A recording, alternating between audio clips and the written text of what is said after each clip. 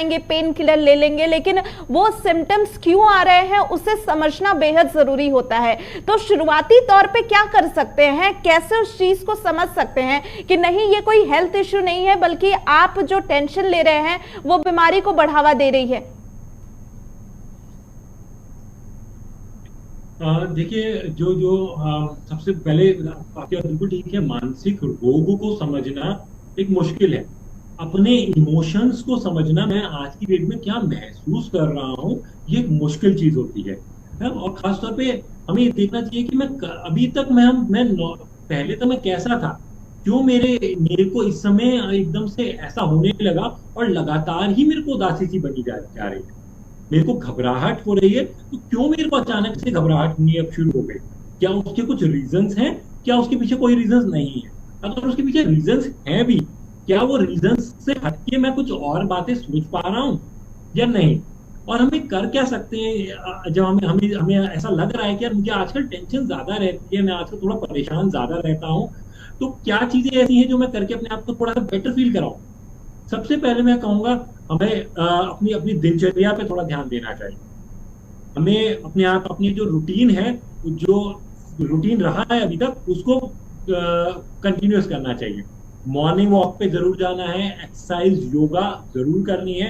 कुछ relaxation exercises होती हैं, जैसे ब्रीदिंग एक्सरसाइजेज हैं, जेपीएमआर है, वो करके हम अपने आप को थोड़ा सा रिलीव कर सकते हैं। लोगों से बात करके, खासतौर पे उस इंसान से बात करके जो आपको समझ सकता हो। जरूरी नहीं है कि मुझे मुझे बात करने के लिए सीधा डॉक्टर के पास ही जाने की जरूरत है। लेकिन हाँ, मेरा वो सबसे अच्छा दोस्त, मेरा वो फैमिली मेंबर सबसे अच्छा, जो मेरी बात को समझ सकता हो और मुझे जज ना करे। इसमें जजमेंट बड़ी इंपॉर्टेंट होती है। नहीं नहीं नहीं, तुम्हें कुछ नहीं हो रहा, तुम तो ऐसे ही कर रहे हो, तुम मत करो ऐसे। और बहुत एक इंपॉर्टेंट फ्रेज मैं आपको बताऊंगा जो बहुत कॉमनली यूज लोग करते हैं, सोचो मत। सोचो मत इज नॉट एन ऑप्शन। ये मेरे को सोच आ रही है, और इस सोच को कैसे मैं अब मैं इसलिए इसलिए तो बता रहा हूँ क्योंकि मुझे ऐसी सोच आ रही है। तो उसको पहले जस्टिफाई वैलिडेट करना कि ठीक है, आपको ऐसा हो रहा है, इस चीज को हम थोड़ी सी इस तरीके से मैनेज करेंगे या ऐसा कर लेंगे। सामने वाले इंसान को भी उनको इस तरीके से बताना चाहिए। लेकिन अगर सुनने वाले इंसान को ऐसा लगे कि ये स्थिति बहुत गंभीर होती जा रही है, इंसान अपने अपने आप को बता रहा है, और जैसे जैसे डॉक्टर अनिका बता रहे हैं कि सुसाइड की बात बता रहा है, तब हमें उसको गंभीरता से लेना चाहिए। तब हम उसको गंभीरता से मीन्स कि हमें उसको फिर एक्सपर्ट के पास जाना चाहिए। लेकिन उससे पहले तक जब वो चीज गंभीर, सबसे पहले फैमिली मेंबर से अपनी इमोशनल बात को रखना, उससे डिस्कस करना, ये जरूर होना चाहिए। जब हम अंदर ही अंदर चीजों पर रहती है, किसी से डिस्कस नहीं होती, तो उसके परिणाम थोड़े से ज्यादा खराब होते हैं। जाहिर सी बात है, लोगों से अपनी प्रॉब्लम्स डिस्कस करना भी बेहद जरूरी है। कोई आपका खास ऐसा है जिससे आप अपनी प्रॉब्लम शेयर कर सकते हैं, वो बेहद जरूरी हो जाती है। लेकिन doctor Hemika, as a society, as a family member, हम क्या कर सकते हैं अगर हमें लगता है कि हमारा कोई अपना इस तरीके से परेशान है या वो उसे कोई दिक्कत हो रही है, तो हमारी क्या रिस्पॉन्सिबिलिटी होती है उससे लेकर? देखिए भाई, जैसे डॉक्टर मोहित ने बताया, बहुत जरूरी है कि वो शेयर करे। और आप उसे अगर कहीं डिस्ट्रेस आ रहा है या तकलीफ दिख रही है, तो उसे हम दबाएं ना, उसे ब्रश ना करें कि अरे ये तो छोटी सी बात है, इसे इग्नोर करो, या जैसे उन्होंने कहा मत सोचो। सबसे पहले उसे शेयर करने के लिए एनकरेज करना चाहिए। अगर लग रहा है कि हल्की बहुत दिक्कत है, मान लीजिए बच्चा या कोई आपका रिलेटिव एग्जाम में फेल हो गया है, उसमें दुखी होना नेचुरल है, तो आप उसको डॉक्टर के पास लेके नहीं जाओगे। अगर थोड़ी बहुत नेचुरल एक्सपेक्टेड दुख है या एक्सपेक्टेड टेंशन है, जो कि होगी ही इस स्टेट में, तो उसमें देखिए चीजें हैं, जैसे सर ने बताया कि डाइट, एक्सरसाइज, स्लीप और सोशल हेल्थ, इन चीजों का आप अगर ध्यान रखेंगे तो आप हल्की हल्की दिक्कतों से उभर सकते हैं, खुद ही उभर सकते हैं। बल्कि ये प्रिवेंटिव भी बहुत है। मानसिक तकलीफें और स्ट्रेस हाथ से निकल जाने के लिए ये प्रिवेंटिव भी है कि डाइट हेल्दी रहे, एक्सरसाइज रेगुलर रहे, हर किसी के लिए ये। और स्लीप जो है वो एडिक्वेट हो, 6 to 10 आवर्स एक एवरेज हम स्लीप रेंज मानते हैं। तो ये जिसकी पर्सनल जितना भी वो है, नीड है, वो पूरी हो। और सोशल हेल्थ अच्छी मेंटेन करें। तो जैसे आपने कहा कि घर वालों का या जानने वालों का, परिजनों का क्या रोल हो सकता है, तो पहले कि आप अपने आसपास वालों को हमें ध्यान में रखना चाहिए, रेडार में रखना चाहिए। जब हम स्ट्रेस, अवसाद, एंजाइटी, इन सबके लक्षणों से जब परिचित रहेंगे, तो हम इन चीजों को जल्दी डिटेक्ट करेंगे। पहला काम है प्रॉब्लम डिटेक्शन।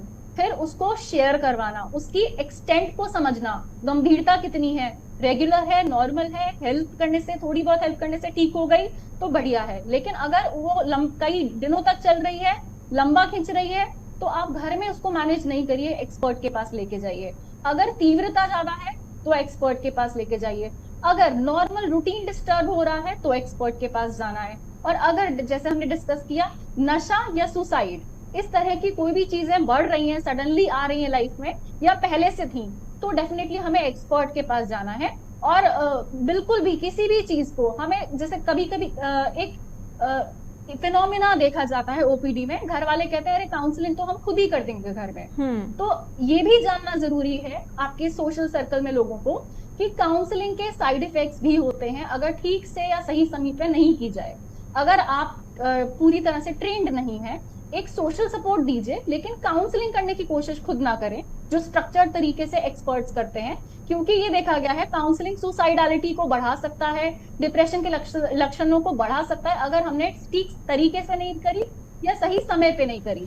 तो हम अपना ट्राई करें, लेकिन अगर हमें रिजल्ट्स नहीं मिल रहे हैं घर पे हेल्प करके तो हम एक्सपर्ट के पास जाएं। लेकिन जो नॉर्मल हमारे, देखिए पहले हम लोग रिलीजियस होते थे, ज्यादा रिलीजियस होते थे, इन एक्टिविटीज में ज्यादा इन्वॉल्व रहते थे, ये तरीके होते थे सोसाइटी को बांध के रखने के। अब हम सब इंडिविजुअलिस्टिक होने लग गए हैं, हम लोग इंटरनेट गैजेट्स पे इतने ज्यादा रिलाई करने लग गए हैं कि हमारा सोशल कोहिजन या जिस तरह से जुड़ाव है वो थोड़ा कम हो गया है। तो इस तरह की अपॉर्चुनिटीज कम हो गई हैं।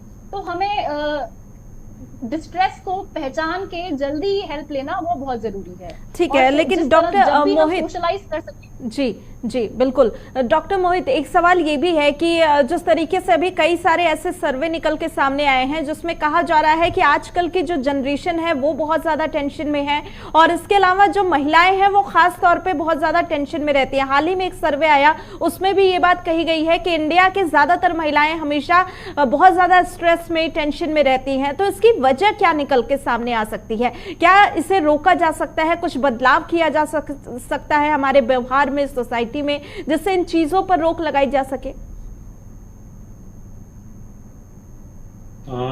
मैं बिल्कुल आपकी बात से सहमत हूँ कि महिलाओं में हम तनाव बहुत ज्यादा देख रहे हैं। लेकिन ये सिर्फ ये सच्चाई नहीं है कि सिर्फ इंडिया में ऐसा है, ये पूरे वर्ल्ड में ऐसा ही है। फीमेल जेंडर में ज्यादा साइकेट्रिक प्रॉब्लम्स, इमोशनल प्रॉब्लम्स देखने को मिलती है। इसका चलो बायोलॉजिकल रीजन थोड़ा है, लेकिन वो उससे ज्यादा इम्पोर्टेंट है हमारे लिए समाज के समझना है, सामाजिक एस्पेक्ट बहुत ज्यादा इम्पोर्टेंट है। एक फीमेल जेंडर जो है, जो डबल रोल प्ले, जो आई विल से कि हमेशा से एक बंदिश में रहने रहा है, उसके लिए इमोशनल प्रॉब्लम्स को एक्सप्रेस करना भी ऐसा माना जाता है कि जैसे कि ऐसा ये तो फीमेल वाली बात कर दी, मतलब एक लड़कियों वाली बात कर दी। वो चीज गलत है। फीमेल्स के इमोशंस एक्सप्रेस करने के तरीके जो है वो थोड़े डिफरेंट हो सकते हैं, बट उनको उनकी जगह मिलनी बहुत जरूरी है। जस्ट फॉर एग्जाम्पल, खासतौर पे एक जो मैरिज एक इंस्टीट्यूट है, एक जो रिलेशनशिप इंस्टीट्यूट है, वहां पर फीमेल्स को काफी ट्रबल देखने को मिलती है। मैरिज के बाद अब फीमेल को एक घर से दूसरे घर में एडजस्ट करना होता है। वहां पर उसके साथ बहुत सारे एक्सपेक्टेशंस होती हैं, अपनी अपब्रिंगिंग कैसे हुई है और अब मेरे को किस तरीके से रोल प्ले करना है। वहां जो जितना इन-लॉज, जितना हस्बैंड जितना ज्यादा उनको कंफर्ट प्रोवाइड करते हैं, हम देखते हैं उतनी ही कम मानसिक प्रॉब्लम होने के चांसेस होते हैं। जितनी ज्यादा हम देखते हैं कि फीमेल के ऊपर घर संभालने की भी जिम्मेदारी है, बाहर काम करने की भी जिम्मेदारी है, बच्चों को संभालने की भी जिम्मेदारी है। एक्सपेक्टेशंस फीमेल से हमेशा से ज्यादा रही है इन द सोसाइटी। तो वो सारी चीजें हमें उसके जितना ज्यादा हम सपोर्ट हम फीमेल को कर सकते हैं अपने घर में, उतना हमें करना चाहिए, because the expectations are more with her. ठीक है, बहुत बहुत धन्यवाद आप दोनों का हमारे साथ जुड़ने के लिए और अपनी बात रखने के लिए। तो जाहिर सी बात है कि ज्यादा टेंशन लेना आपके लिए ही बहुत ज्यादा हानिकारक हो सकता है, और आप हमेशा स्ट्रेस में रहते हैं तो जरूरी है कि आप किसी हेल्थ एक्सपर्ट से कंसर्न करें, बातचीत करें और इस समस्या से